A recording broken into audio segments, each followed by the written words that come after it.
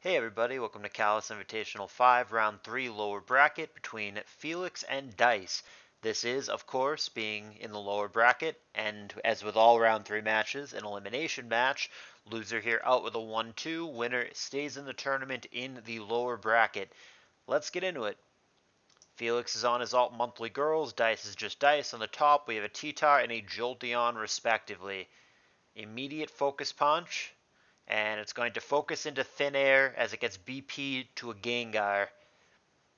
Now Starmie comes in, and it's going to immediately eat Hypno, which Hypnogar has been relatively popular in this tour. Very dangerous Mon, though it's not that bad on a natural cure Mon. What is this set? Dynamic Punch? Man, got some GSC sets going on here.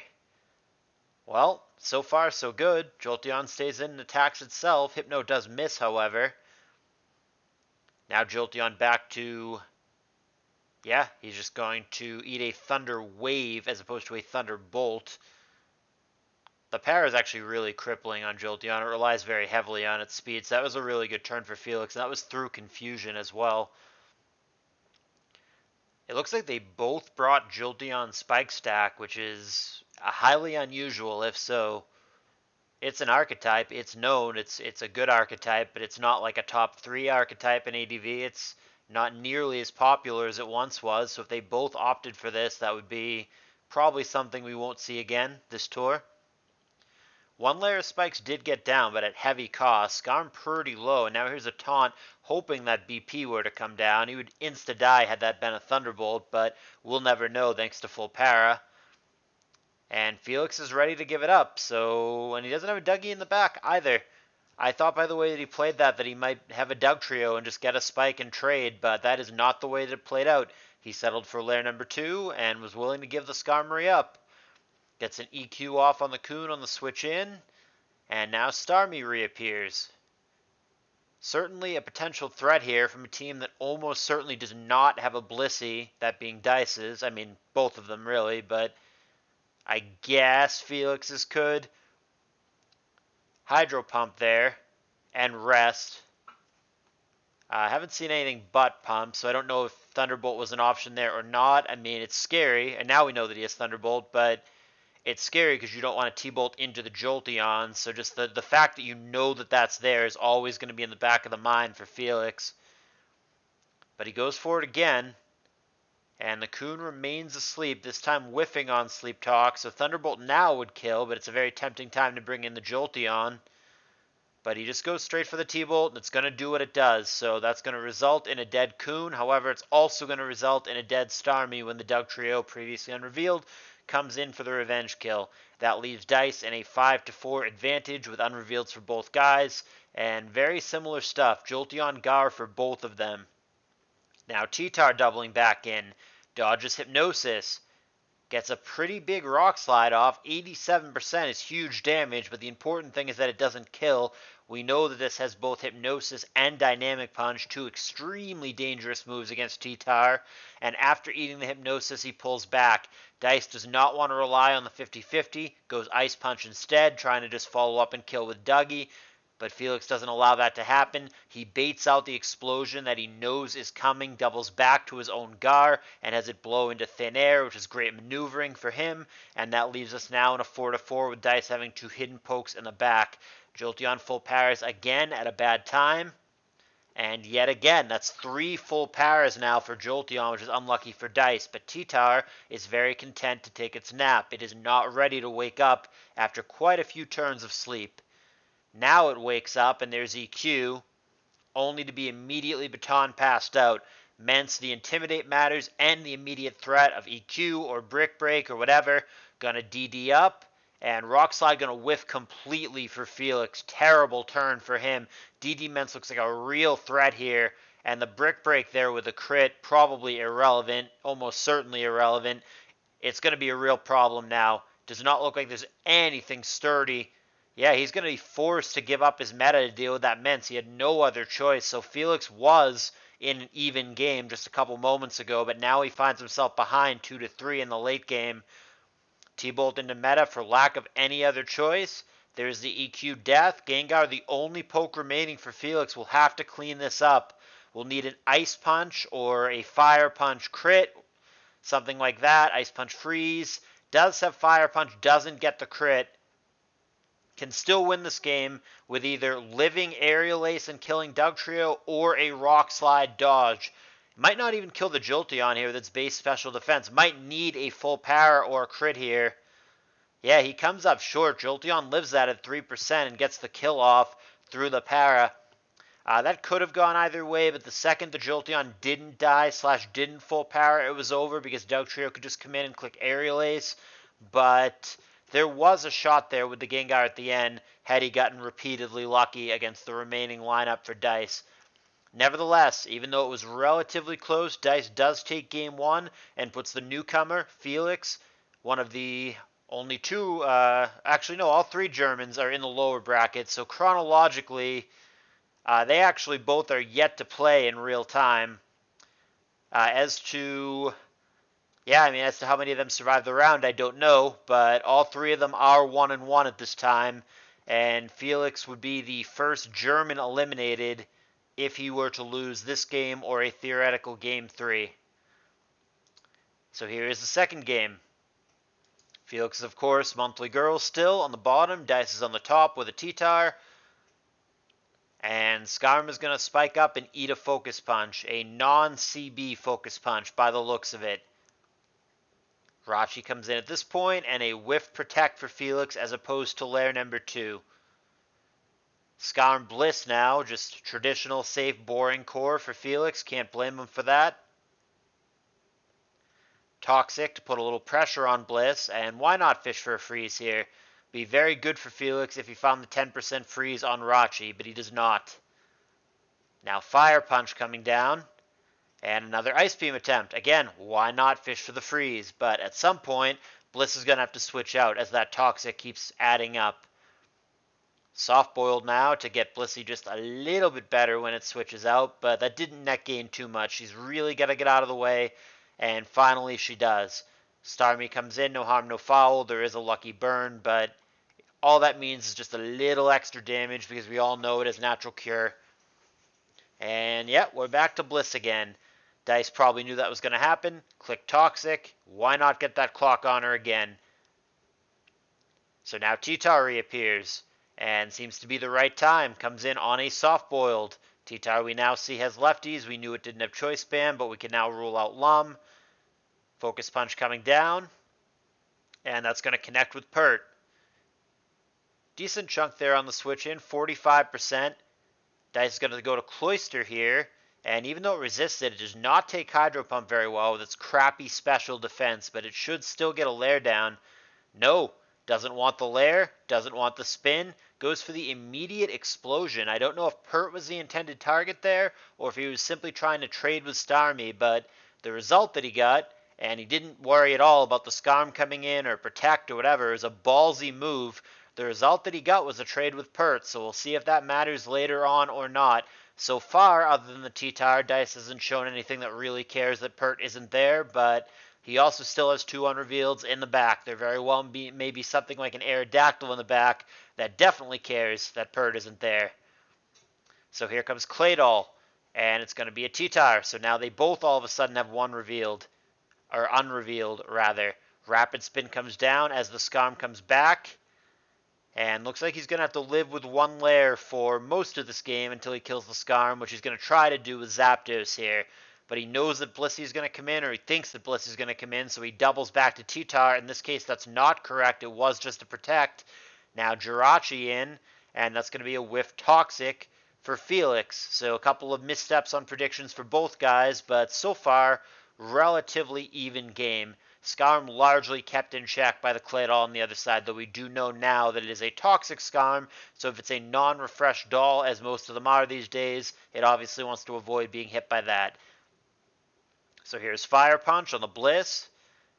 Seems like a relatively stally matchup here. Neither one able to do anything too meaningful here. Felix has had multiple attempts to try to freeze that Rachi. Hasn't found the 10% BS just yet. Fire Punch and a huge overprediction on Toxic. I think he thought that T-Tar was going to come in. That's the only way that play makes sense to me. And now the T-Tar does come in. Can Felix do it twice? Man, No justice in this world. Has the balls to make the play. It's the right prediction, but he's gonna whiff on the 85-15. That's an unlucky miss. Dice is also going to miss here, but the toxic miss certainly more relevant. However, the follow-up toxic does connect, so better late than never. T-Tar on a clock, and he does connect with Rock Slide this time as well. Going to switch it up to Focus Punch here. It's going to be protected against. A little more toxic damage on the Tar. Skarm took it okay the first time around. Doesn't really want to eat this, but the world doesn't end as long as it doesn't crit, which it does not. 44% gets another layer down, but there is, of course, still the Claydol alive for Dice. And it's going to be yet another over prediction for Felix. That Toxic was clearly trying to catch an incoming Claydol that didn't come. However, by going to Rachi, Dice does let Felix get in with Bliss and get a soft boiled off. The trade-off being that Dice got a wish off and is going to get to pass that to T-Tar, and Felix can't stop that either. So we're back to where we were, 5-5. There are the 2 layers of spikes down right now, and there is still the Toxic on the T-Tar. I have no idea who's winning this game. It feels very close to me. Certainly a crit or a flinch would break this game wide open. Dangerous game that Felix is playing here, but I guess with his Swampert down, he doesn't have a great switch to T-Tar anymore. And he shows his last poke at this point, Gengar, which he actually was switching into something spamming Rock Slide, so that makes me a little bit worried, especially if it is something, like I said, like an Arrow or a D-Demence or something physical in the back for Dice that would really, really all of a sudden be difficult for Felix as a result of that Swampert trade earlier. Here's Bliss, and that's going to eat a T-Bolt. Zapdos got burnt there, which is going to be with it forever unless it happens to be Rest Zapdos. T-Bolt and Fire Blast, respectively. That was probably the most powerful move that she has, and if it happens to hit the Rachi, fantastic. But it is the Rest Zapdos, so all that work is going to be undone. He's also going to have wasted 2 PP from Fire Blast when it only has 8 to begin with. So now, switching over to Ice Beams, trying to kill the Zapdos that way, see if maybe that's a 3-hit KO, and it looks like it is. Zapdos, of course, is due to wake up on this next turn, so Felix can switch in whatever he wants on the wake-up turn. And, of course, that's going to be T-Tar. Dice with the obligatory rest, so now T-Tar with a free opportunity to make a prediction and try to do some damage. Here's the doll, and Felix is correct this time. On point with that prediction, goes for HP Bug. Rapid Spin gets off, spikes are gone. Not blocked by incoming Gengar, he opts to stay in and go for HP Bug again. Eats a crit on Earthquake, which is unfortunate, but he does kill the Claydol on the back hit. And the last poke revealed for Dice, and I think that's the last that Felix probably knew was there, but nevertheless does not want to see. Aerodactyl seems like a very challenging poke, given the position here, and he's going to stay in and let Starmie die. It's not even a crit. It's not even through the sand. It just flat out dies to the Rock Slide. That is a troubling sign if that is the best response that Felix has to the Aerodactyl. That Swampert trade really coming back to bite him.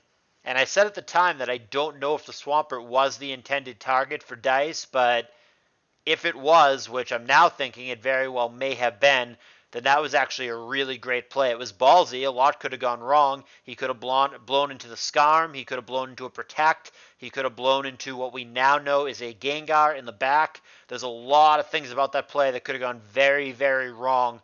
But Dice took an aggressive risk, and it seems to be paying off in a big way because now, with the perk down, I think the Aerodactyl is just going to win the game for Dice. I don't see a great switch in or a great answer at all for Felix. Not with the Skarm this low.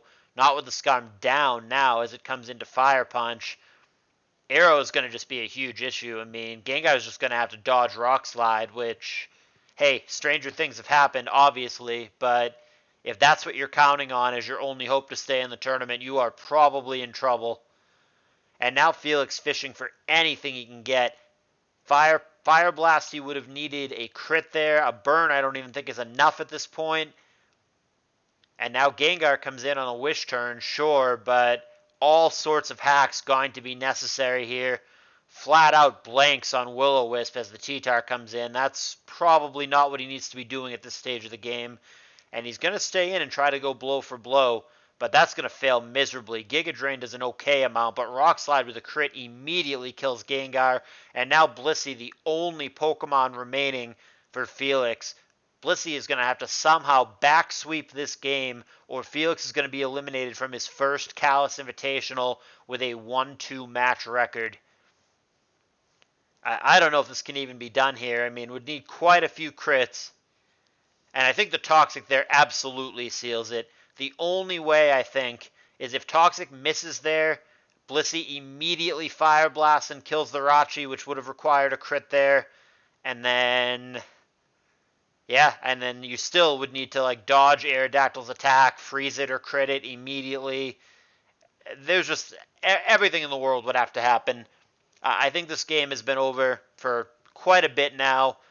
And you've got to look back with this one. Not that I think Felix necessarily did anything wrong because it was a pretty wild play for Dice, but you've got to look back on that one turn where the Cloyster blew on the Swampert. At the time, it was a puzzling play, and it seemed very risky. It was very risky for Dice. Like I said, could have blown on the Skarm, or the Gar, or the Tar, or on a Protect. I mean, there's so many ways that play could have gone wrong.